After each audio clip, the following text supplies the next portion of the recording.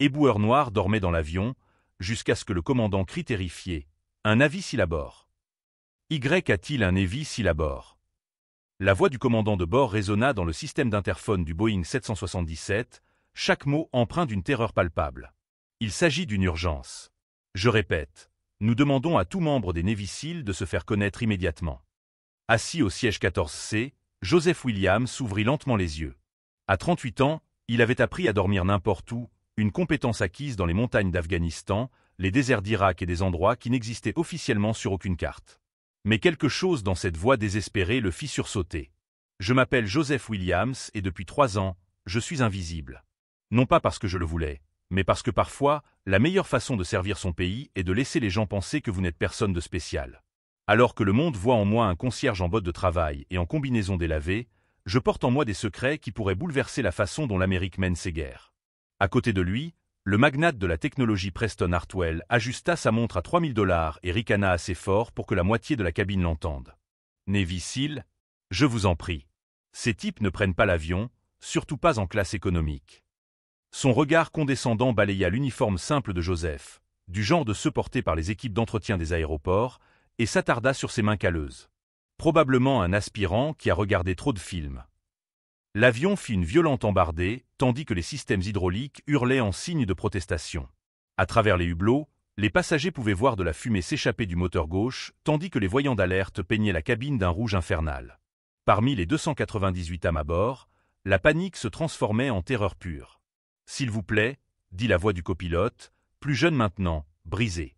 Le capitaine Rodriguez a perdu connaissance. Nous avons plusieurs pannes de système et je n'ai jamais géré une situation comme celle-ci seul. Si quelqu'un a de l'expérience dans les opérations militaires spéciales, nous vous en supplions. Joseph resta parfaitement immobile, observant le chaos qui se déroulait autour de lui. Une mère serrait son bébé dans ses bras, tout en murmurant des prières en espagnol. Des cadres d'entreprise tapaient leur dernier message à leur famille. Et au milieu de tout cela, Preston Hartwell se tenait debout comme s'il était le propriétaire de l'avion. « Écoutez-moi, jeune homme !» cria Preston en direction du cockpit, sa voix empreinte de l'autorité de quelqu'un habitué à être obéi. « J'ai une grande expérience dans le domaine de la technologie aéronautique. Mon entreprise conçoit des logiciels de simulation de vol pour les grandes compagnies aériennes. Je peux vous aider. » Une hôtesse de l'air se précipita vers lui, perdant son sang-froid professionnel. « Monsieur, nous avons spécifiquement besoin de quelqu'un ayant suivi un entraînement militaire au combat. Il ne s'agit pas de technologie. Un entraînement au combat. » Preston éclata d'un rire amer. « Regardez autour de vous dans cette cabine. Vous pensez vraiment qu'une personne qualifiée serait assise ici ?» Son regard se posa à nouveau sur Joseph, remarquant ses vêtements de travail usés et le rejetant complètement. Ces gens nettoient les terminaux et s'occupent des bagages. Ils ne sauvent pas les avions. C'est alors que Joseph Williams prit une décision qui allait tout changer. Non seulement pour les 298 personnes dont la vie était en jeu, mais aussi pour tous ceux qui avaient déjà été jugés sur leur apparence plutôt que sur leur capacité. Si vous appréciez cette histoire de force cachée et d'héroïsme inattendu, n'oubliez pas de cliquer sur le bouton « S'abonner », car ce qui va se passer ensuite redéfinira complètement tout ce que vous pensez savoir sur la personne assise à côté de vous. Mais avant cela, Joseph devait décider si révéler sa véritable identité valait le prix qu'il avait passé 3 ans à essayer d'éviter de payer. Joseph se leva lentement, ses mouvements délibérés et contrôlés, de telle sorte que les passagers à proximité reculèrent instinctivement. Il y avait quelque chose dans sa posture, dans la façon dont il tenait ses épaules, dans la précision de chacun de ses pas, qui suggérait une profondeur que personne n'avait pris la peine de remarquer. « Excusez-moi », dit-il à l'hôtesse de l'air, sa voix tranchant l'hystérie avec un calme déconcertant. « Joseph Williams.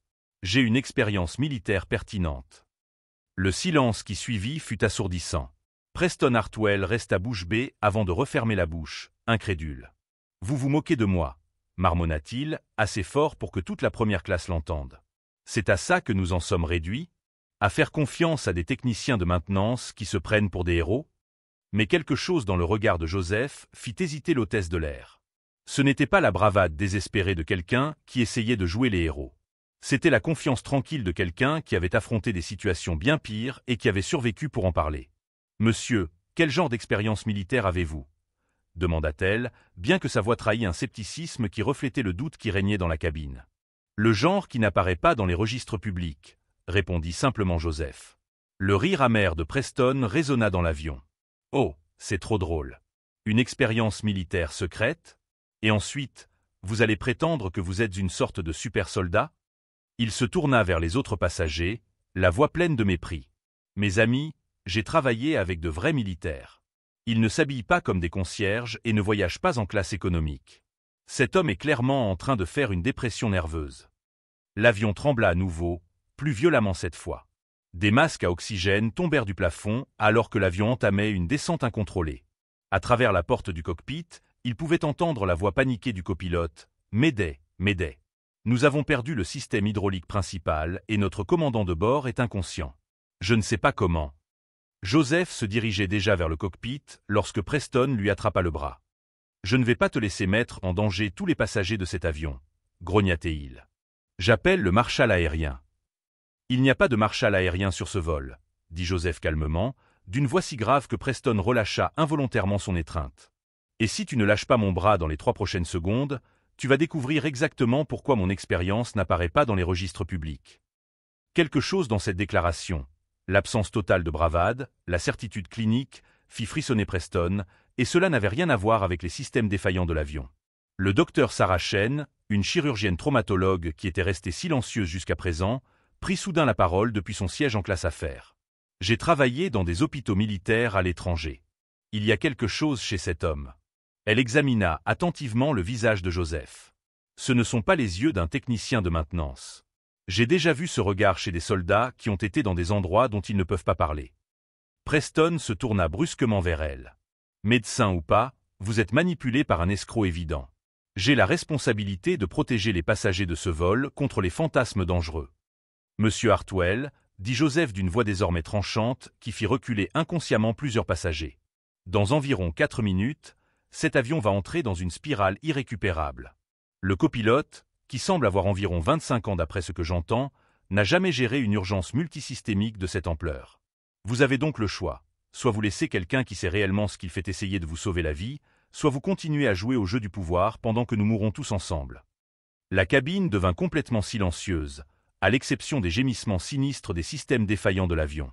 Même Preston sembla momentanément stupéfait par l'autorité tranquille de la voix de Joseph. Mais ce qu'aucun d'entre eux ne savait, c'est que Joseph Williams était sur le point de révéler des capacités qui rendraient l'arrogance de Preston non seulement ridicule, mais dangereusement stupide.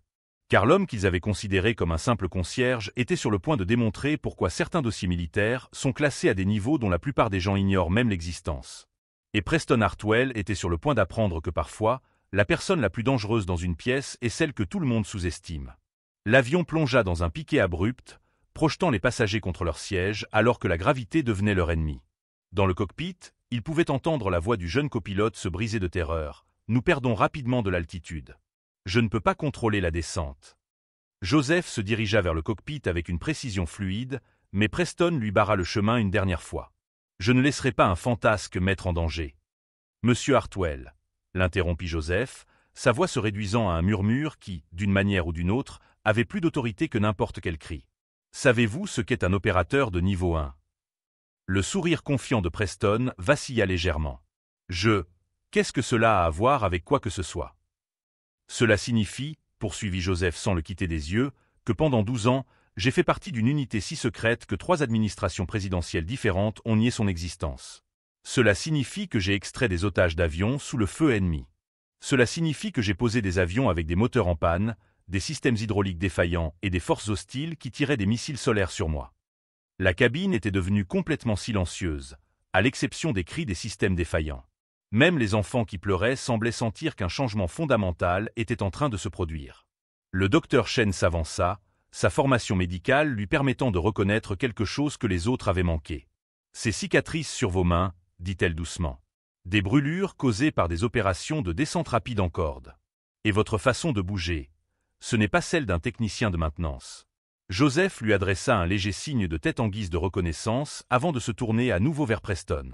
« Mais surtout, monsieur Hartwell, cela signifie qu'il y a 3 ans, j'ai sauvé un avion avec 347 passagers au-dessus de l'océan Pacifique alors que les 2 pilotes étaient incapables de piloter à cause d'une intoxication alimentaire. Le rapport officiel a classé cet incident comme une défaillance mécanique, parce que la vérité aurait soulevé des questions auxquelles mon gouvernement n'était pas prêt à répondre. » Preston était devenu livide. « Vous êtes sérieux. Tout à fait sérieux. répondit Joseph, puis il fit quelque chose qui fit comprendre à tous les occupants de la cabine qu'il se trouvait en présence d'une personne extraordinaire. Sans quitter Preston des yeux, il demanda « Copilote, quel est votre niveau de carburant et votre altitude actuelle ?» La réponse fut immédiate. « Monsieur, nous sommes à 22 000 pieds et nous descendons rapidement. Nous avons 60% de carburant, mais nous en perdons à cause de conduites endommagées. Vitesse et direction du vent. Sud-ouest à 45 nœuds, avec des rafales à 70. Aéroport le plus proche avec des capacités d'urgence. Denver International. Mais monsieur, nous n'y arriverons jamais à cette vitesse de descente. » Joseph acquiesça d'un air sombre. « Oui, nous y arriverons. » Il se tourna vers l'ensemble de la cabine. « Mesdames et messieurs, je m'appelle Joseph Williams, ancien membre de la Navy SEAL Team 6. Au cours des 30 prochaines minutes, j'aurai besoin que vous me fassiez tous entièrement confiance. » Cette révélation frappa les passagers comme un coup physique. Preston Hartwell trébucha en arrière, sa vision du monde s'écroulant lorsqu'il réalisa qu'il venait de se disputer avec l'un des guerriers les plus élitistes d'Amérique. « La Team 6 » murmura le docteur Chen. « L'unité qui n'existe pas officiellement, » termina Joseph. « Et qui n'existe plus depuis 3 ans, d'après tous les registres que vous pourrez trouver. » Il se dirigea vers le cockpit, mais s'arrêta devant le siège de Preston. « Monsieur Hartwell, je vais vous sauver la vie aujourd'hui. Non pas parce que vous le méritez, mais parce que c'est ce que font les vrais héros. Ils sauvent tout le monde, même ceux qui doutent d'eux. » Alors que Joseph disparaissait dans le cockpit, Preston s'effondra sur son siège, comprenant enfin l'ampleur de son erreur. Il avait passé les 20 dernières minutes à défier un homme dont l'entraînement était si avancé, si secret, que des agences gouvernementales entières faisaient comme s'il n'existait pas. Mais ce qu'aucun d'entre eux ne savait, c'est que Joseph Williams était sur le point de démontrer des capacités que même ses dossiers du SEAL Team 6 ne pouvaient pas entièrement refléter. Car parfois, les missions les plus dangereuses permettent d'acquérir des compétences qui ne s'enseignent pas, mais qui s'obtiennent uniquement en survivant à l'impossible. Et dans les minutes qui suivirent, tous les passagers de cet avion allaient découvrir pourquoi certains héros choisissent de rester invisibles, jusqu'au moment où le monde a le plus besoin d'eux. Dans le cockpit, Joseph découvrit un chaos qui aurait paralysé n'importe quel pilote commercial. Le capitaine Rodriguez était pris de violentes convulsions, de la mousse coulait de sa bouche et les moniteurs cardiaques émettaient des alarmes assourdissantes. Le copilote Jake Mitchell, à peine en âge de boire légalement, était figé de terreur, les mains tremblantes sur des commandes qu'il ne pouvait plus actionner. « Commençons par le commencement, » dit Joseph, sa voix tranchant le chaos comme une lame. Il vérifia les signes vitaux du commandant de bord avec la précision de quelqu'un qui avait soigné des opérateurs blessés en territoire hostile. Nous avons peut-être 8 minutes avant qu'il ne fasse un arrêt cardiaque complet.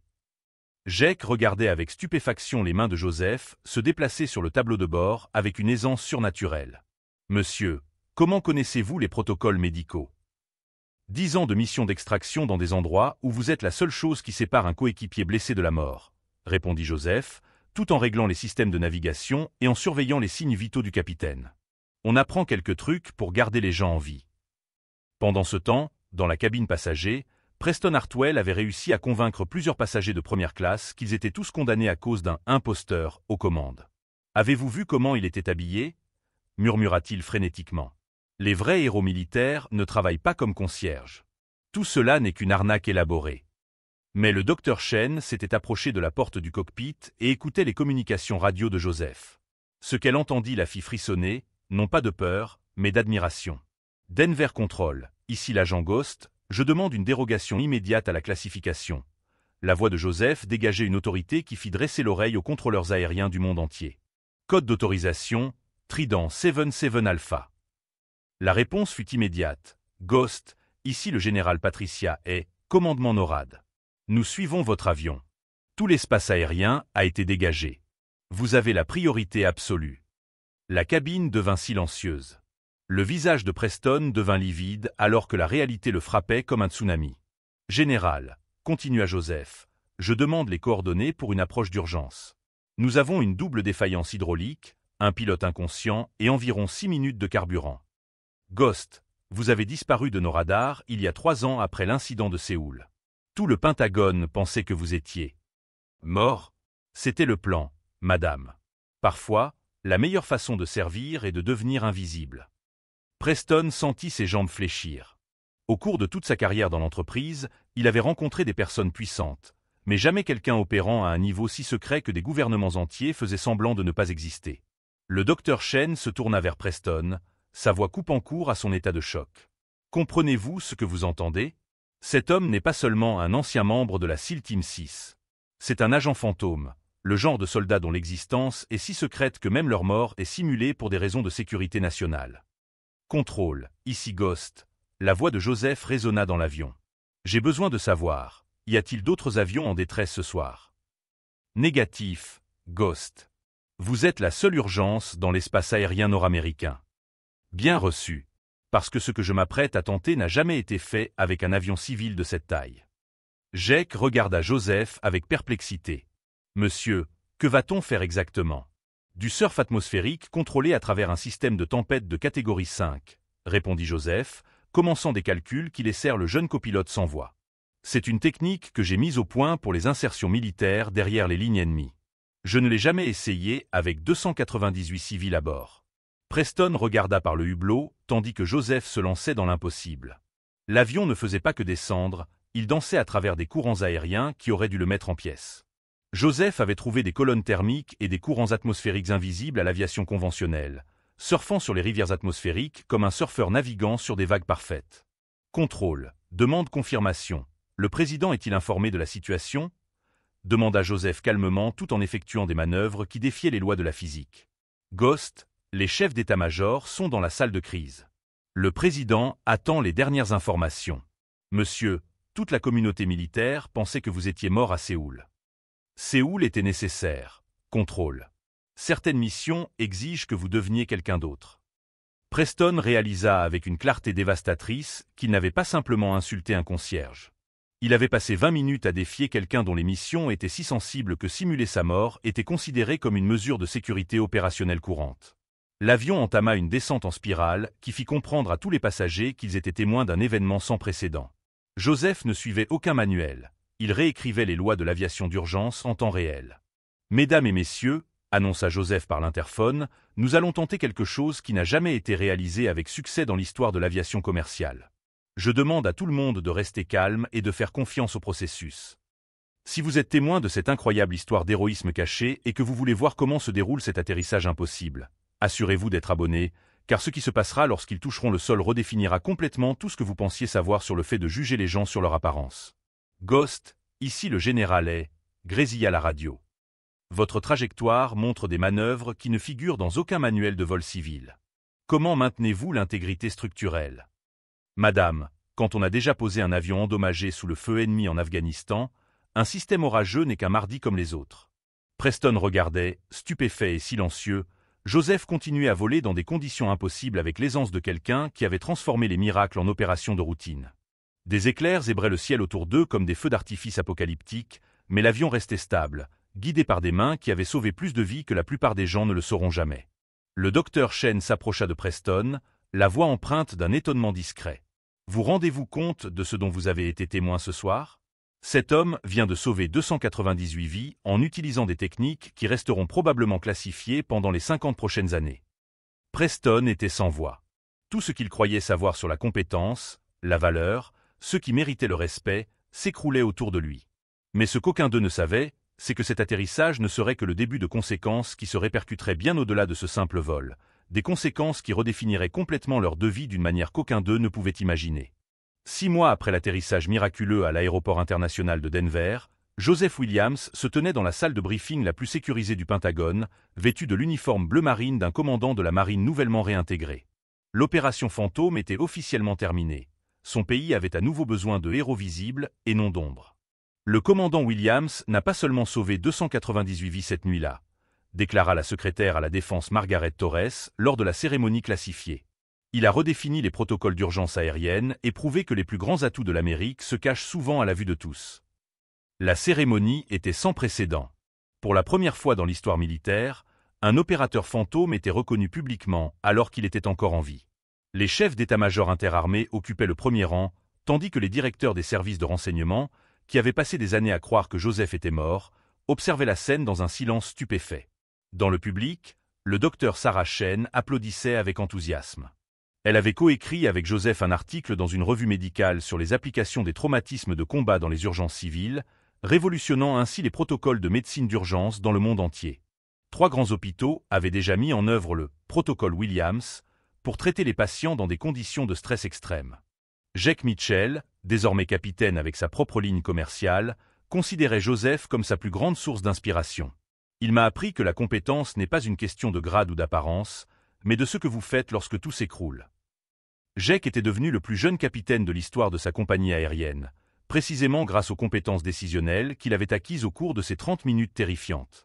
Pendant ce temps, Preston Hartwell était confronté à la réalité dévastatrice de ses choix. La boîte noire de l'avion avait enregistré chaque mot de ses propos discriminatoires pendant la situation d'urgence.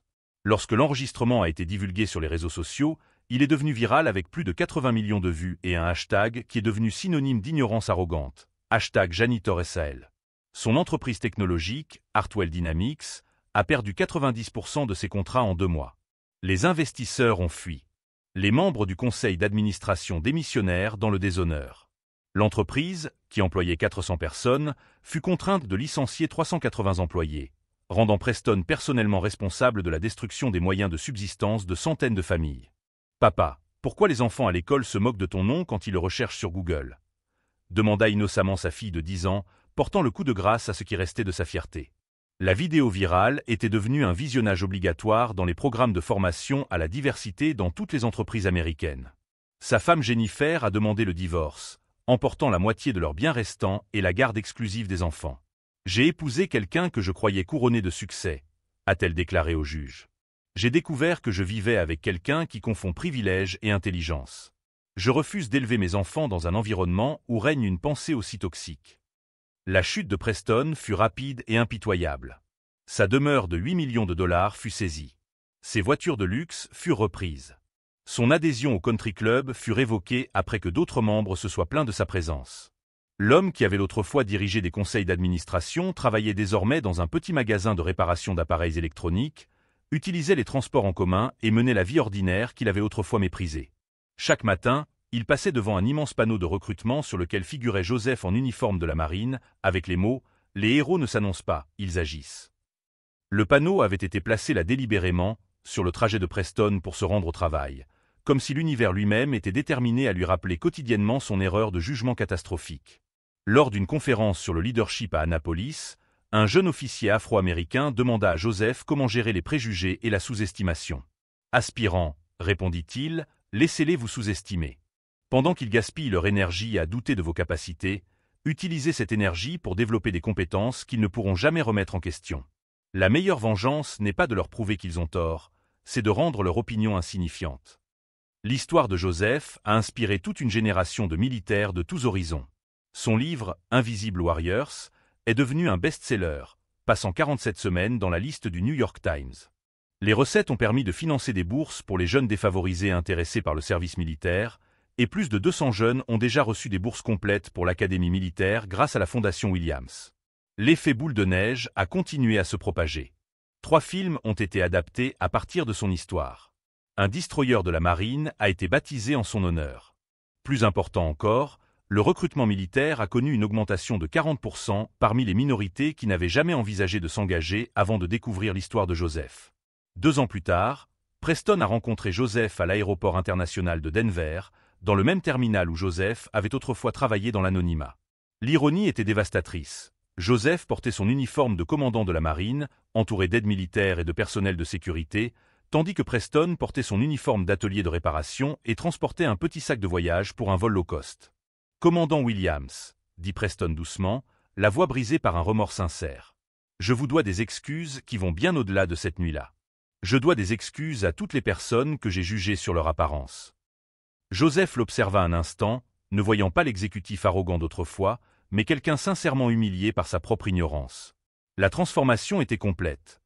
Tout le comportement de Preston était passé d'une supériorité arrogante à une humilité brisée. « Monsieur Hartwell, vous m'avez donné quelque chose de précieux cette nuit-là, » dit Joseph calmement. « Comment cela ? Vous m'avez rappelé pourquoi j'ai choisi de servir dans l'ombre pendant 3 ans. Chaque personne que j'ai sauvée depuis, chaque jeune officier que j'ai encadré, chaque barrière que j'ai aidé à briser, tout cela existe parce que des gens comme vous motivent les autres à continuer de prouver que la grandeur ne s'affiche pas au grand jour. » Preston acquiesça, ravalant la boule qu'il avait dans la gorge. « J'ai tout perdu à cause de mes préjugés. Ma famille, mon entreprise, ma réputation, tout a été détruit par ma propre ignorance. Non, monsieur, corrigea gentiment Joseph. Vous avez découvert que vous n'aviez rien de réel à perdre. Le statut social n'est pas une réussite. La richesse n'est pas la sagesse. Et l'apparence n'est jamais la mesure de la valeur d'une personne. Ce que vous avez perdu était fondé sur le jugement des autres. Ce que j'ai construit repose sur le service aux autres. Seule l'une de ces fondations peut durer. Alors que Joseph s'éloignait avec son équipe, Preston prit conscience de la vérité la plus dure de sa vie. L'homme qu'il avait rejeté en le considérant comme un simple concierge inspirait désormais le respect des plus hautes sphères du gouvernement, alors qu'il avait lui-même du mal à se faire respecter de ses propres enfants. Joseph était devenu une légende vivante dont le nom resterait gravé dans l'histoire militaire, tandis que Preston était devenu un exemple édifiant des dangers des préjugés. La véritable victoire de Joseph n'était pas d'avoir détruit Preston Hartwell, mais d'avoir bâti un héritage si puissant qu'il rendait les préjugés mesquins complètement insignifiants. Il était passé du statut de concierge invisible à celui de symbole d'excellence cachée qui inspirait des millions de personnes. Le plus dévastateur pour Preston n'était pas sa ruine financière, mais de voir ses propres enfants choisir Joseph comme héros plutôt que leur père. Sa fille avait rédigé un exposé scolaire sur les vrais héros comme le commandant Williams qui sauve des gens, sans jamais mentionner Preston. Comme Joseph l'a dit dans sa dernière interview, les vrais héros ne recherchent pas la reconnaissance. Nous recherchons les résultats. Et parfois, le lieu le plus puissant pour servir son pays est celui où personne ne s'attend à voir émerger la grandeur. J'ai passé 3 ans dans l'ombre parce que j'avais compris que la véritable force n'a pas besoin d'être visible, elle doit simplement être prête à intervenir quand on fait appel à elle. Le plus grand triomphe n'est pas de prouver que les sceptiques ont tort, mais de construire quelque chose de si magnifique que leurs doutes ne deviennent que des notes de bas de page dans l'histoire. Alors que Preston dépensait son énergie à juger les apparences, Joseph dépensait la sienne à sauver des vies. Seul l'un de ses héritages perdure. Avez-vous déjà été sous-estimé par quelqu'un qui s'est ensuite rendu compte qu'il avait commis la plus grande erreur de sa vie? Partagez votre histoire de force cachée dans les commentaires ci-dessous, et n'oubliez pas de vous abonner pour découvrir d'autres histoires incroyables de personnes ordinaires qui accomplissent des choses extraordinaires lorsque le monde a le plus besoin de héros. Car parfois, la personne la plus puissante dans une pièce est celle que tout le monde ignore.